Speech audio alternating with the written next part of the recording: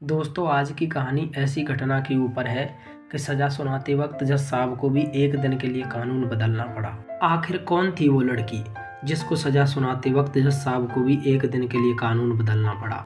और जो फर्श पर ये नीचे खून पड़ा है, इस कहानी से इस खून का क्या संबंध है? टेबल पर जो खाना रखा हुआ है, ये खाना आखिर किसके मांस से बनाया गया है?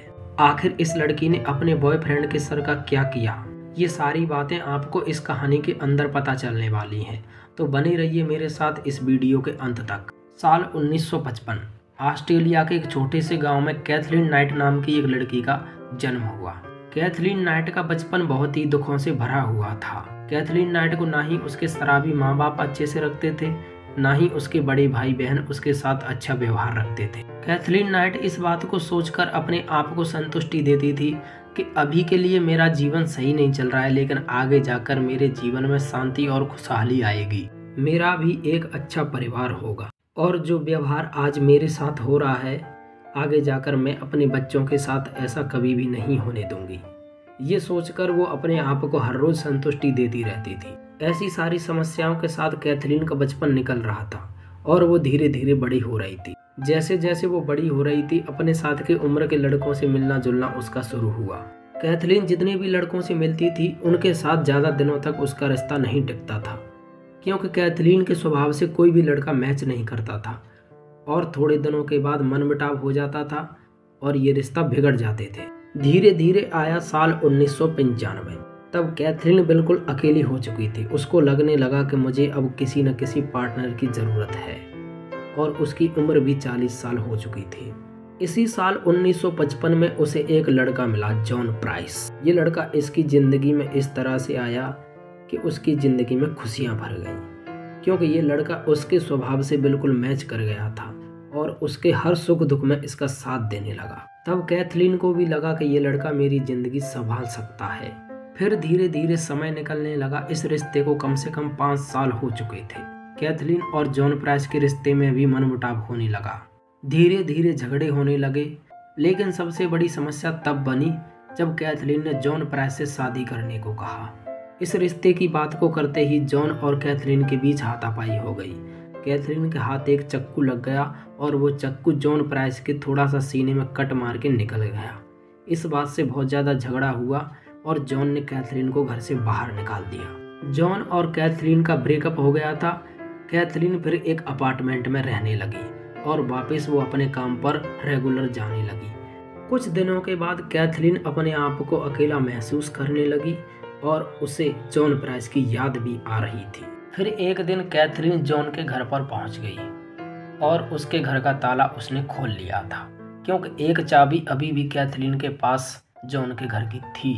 कैथरीन जॉन के घर आकर उसकी टेबल पर जाकर एक खत लिखकर रख देती है और मार्केट निकल जाती है अपने लिए नए कपड़े लेने को, जिन कपड़ों को पहनकर कैथरीन जॉन को वापस आकर्षित कर सके। इसलिए उसने ऐसा प्लान बनाया था, क्योंकि जॉन अपने काम पर दिन में गया था और ये सुबह ही आ गई थी। शाम को जॉन अपने घर पर आया और उसने लेटर देखा। लेटर पढ़ते ही उसको और गुस्सा आया और अपने फ्रिज से बियर निकालकर सोफे पर बैठकर पीने लगा और कैथरीन का आने का इंतजार करने लगा। लेकिन कैथरीन को आने में बहुत ज़्यादा देर हो जाती है। फिर जॉन अपने बेडरूम में चला जाता है और सो जाता है। फिर 1 घंटे बाद कैथरीन आती है, उसे जगाती है, तो कैथरीन की तरफ देखकर उसका गुस्सा तो थम जाता है, क्योंकि उसने ब्लैक कलर की ड्रेस पहनी हुई थी, इसलिए वो थोड़ा सा आकर्षित हुआ। फिर कैथरीन जॉन को मना लेती है और वो दोनों एक साथ सो जाते हैं। फिर कैथरीन की नींद खुल जाती है और वो उठ जाती है। फिर जॉन की तरफ देखते देखते वो सोचती है कि शायद ये इंसान मेरा फ़ायदा उठा रहा है, इसलिए ये मुझसे शादी करना नहीं चाहता है।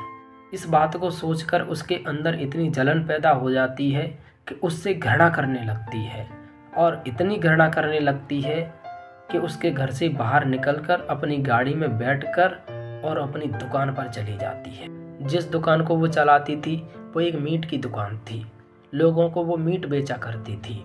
यही एक छोटा सा उसका बिजनेस था। उस दुकान से अपने टूल किट को उठाकर और गाड़ी में बैठकर तुरंत जॉन के घर पर आ जाती है और सीधी बेडरूम में घुस जाती है। अंदर जाते ही डायरेक्ट जॉन की छाती पर हमला कर देती है।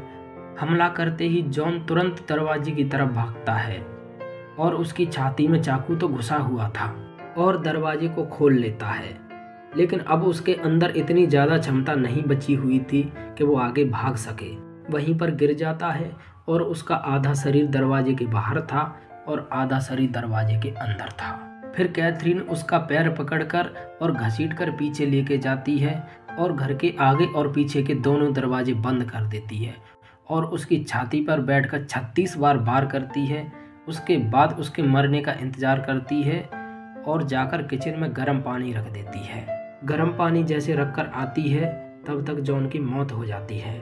जॉन की मौत होने के बाद उसके शरीर के कई एक हिस्से बनाती है और उसके सर को काटकर जो पानी गर्म रखा था उसमें डाल देती है, क्योंकि वो उसके सर का ग्रेवी मीट बनाना चाहती थी, इसलिए पहले उसके सर को उबालने लगती है। जब तक सर उबल रहा था तब तक बाहर जाकर डाइनिंग रूम में टेबल पर बहुत सारी प्लेटों को सजा देती है और जॉन के शरीर के कम से कम उसने 5 तरह के खाने बनाए और उन प्लेटों में सजा दिया और जो उसने ग्रेवी बनाई थी सर की उसको खुद खाने लगती है और पूरा नहीं खा पाती है, इसलिए प्लेट में बचा हुआ खाना खिड़की से बाहर फेंक देती है और किचन में जाकर पानी पी लेती है। पानी पीने के कुछ देर बाद उसको एहसास होता है कि ये मेरे हाथों क्या हो गया, लेकिन इतना होने के बाद वो ये चाहती थी कि जो ये मैंने किया है उसके लिए मुझे ना सज़ा मिले और ना ही तंग होना पड़े।